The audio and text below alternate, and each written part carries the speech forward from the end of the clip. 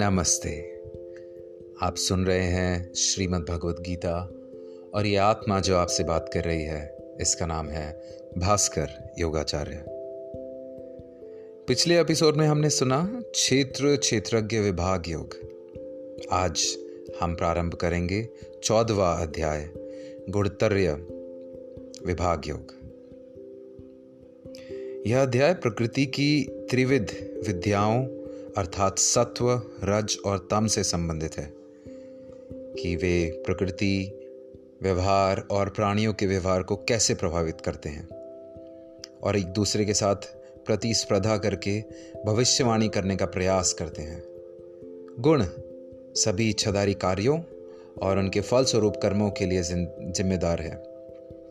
मोक्ष प्राप्त करने के लिए किसी को गण को पार करके करना चाहिए और सभी के लिए समान बनना चाहिए। श्री भगवान ने कहा, हे अर्जुन, समस्त ज्ञानों में भी सर्वश्रेष्ठ इस परम ज्ञान को मैं तेरे लिए फिर से कहता हूं, जिसे जानकर सभी संत मुनियों ने इस संसार से मुक्त होकर परम सिद्धि को प्राप्त किया है। इस ज्ञान में स्थिर होकर वह मनुष्य मेरे जैसे स्वभाव को ही प्राप्त होता है। वह जीव ना तो सृष्टि के प्रारंभ में फिर से उत्पन्न ही होता है और ना ही प्रलय के समय कभी व्याकुल होता है।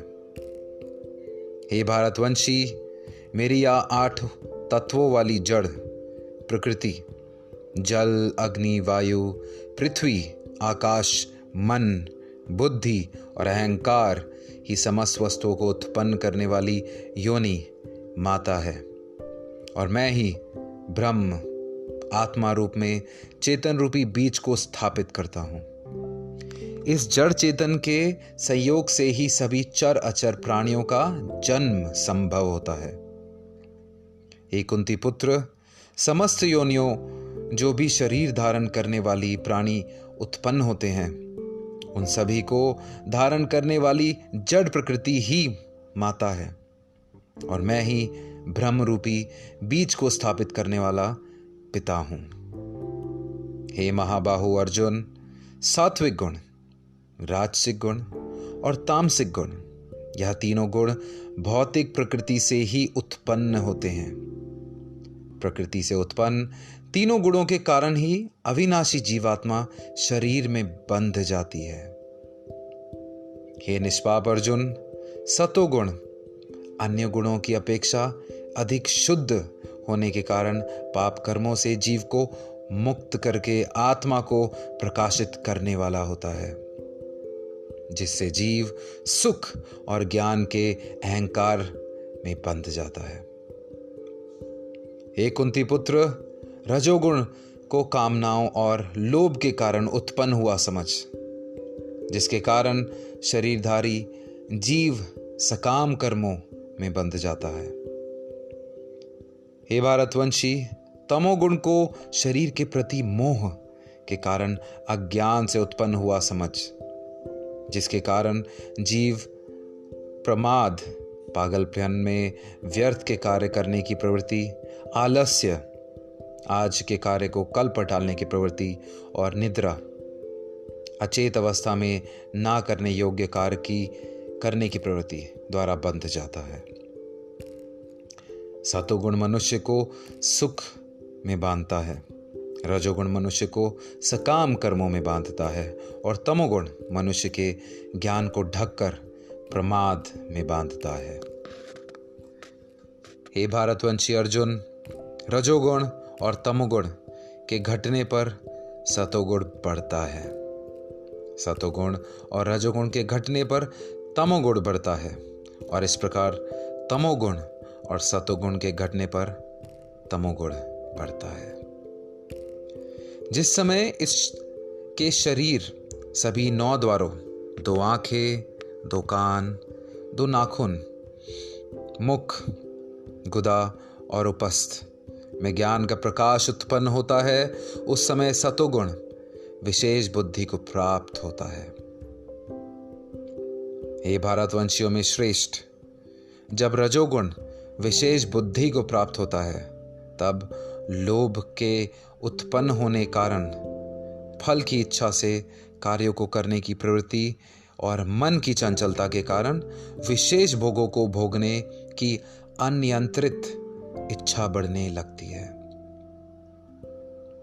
हे कुरुवंशी अर्जुन, जब तमोगुण विशेष बुद्धि को प्राप्त होता है तब अज्ञान रूपी अंधकार कर्तव्य कर्मों को ना करने की प्रवृत्ति, पागलपन की अवस्था और मोह के कारण ना करने योग्य कार्य करने की प्रवृत्ति बढ़ने लगती है।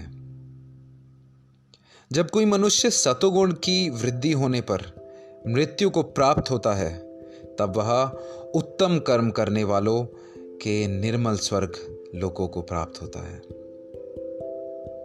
जब कोई मनुष्य रजोगुण की बुद्धि होने पर मृत्यु को प्राप्त होता है तब वह सकाम कर्म करने वाले मनुष्यों में जन्म लेता है, और इसी प्रकार तमोगुण की बुद्धि होने पर मृत्यु को प्राप्त मनुष्य पशु पक्षियों आदि निम्न योनियों में जन्म लेता है।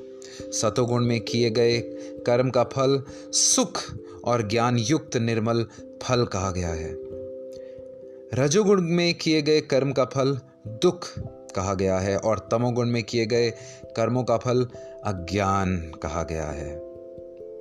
सतोगुण में वास्तविक ज्ञान उत्पन्न होता है, रजोगुण में निश्चित रूप से लोभ ही उत्पन्न होता है और तमोगुण से निश्चित रूप से प्रमाद मोह अज्ञान ही उत्पन्न होता है। सतोगुण में स्थित जीव स्वर्ग के उच्च लोगों को जाता है, रजोगुण में स्थित जीव मध्य में पृथ्वी लोक में ही रह जाता है और तमोगुण में स्थित जीव पशु आदि नीच योनियों में नरक को जाते हैं।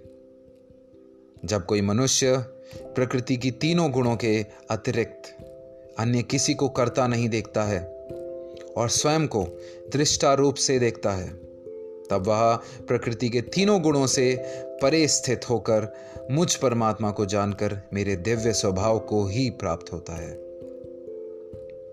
जब शरीरधारी जीव प्रकृति के इन तीनों गुणों को पार कर जाता है तब वह जन्म मृत्यु बुढ़ापा तथा सभी प्रकार के कष्टों से मुक्त होकर इसी जीवन में परमानंद स्वरूप अमृत का भोग करता है।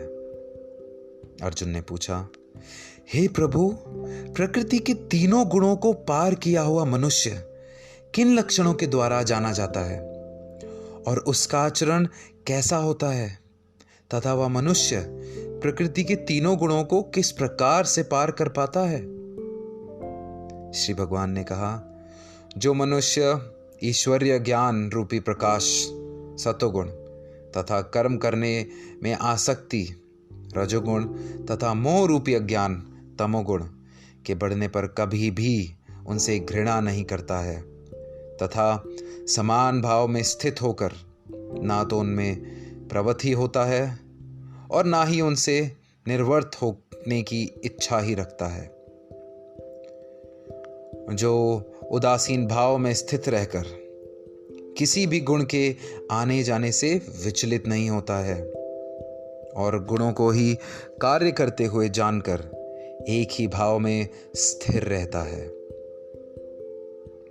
जो सुख और दुख में समान भाव में स्थित रहता है, जो अपने आत्म भाव में स्थित रहता है, जो मिट्टी पत्थर और स्वर्ग को एक समान समझता है, जिसके लिए ना तो कोई प्रिय होता है और ना ही कोई अप्रिय होता है, तथा जो निंदा और स्तुति में अपना धीरज नहीं खोता है, जो मान और अपमान को एक समान समझता है, जो मित्र और शत्रु के पक्ष में समान भाव में रहता है तथा जिसमें सभी कर्मों के करते हुए भी कर्तापान का भाव नहीं होता है। ऐसे मनुष्य को प्रकृति के गुणों से अतीत कहा जाता है। जो मनुष्य हर परिस्थिति में बिना विचलित हुए अन्य भाव से मेरी भक्ति में स्थिर रहता है, वह भक्त प्रकृति के तीनों गुणों को अति शीघ्र पार करके ब्रह्म पद पर स्थित हो जाता है। उस अविनाशी ब्रह्म पद का मैं ही अमृत स्वरूप, शाश्वत स्वरूप, धर्म स्वरूप और परमानंद स्वरूप एकमात्र आश्रय हूं। इस प्रकार उपनिषद, ब्रह्म विद्या तथा योग शास्त्र रूप श्रीमद् भगवद गीता के श्री कृष्ण अर्जुन संवाद में प्रकृति गुण विभाग योग नाम का 14वां अध्याय संपूर्ण हुआ। आप सभी का बहुत बहुत धन्यवाद इसे सुनने के लिए एंड सुनते रहिए श्रीमद् भगवद गीता। जय श्री कृष्ण।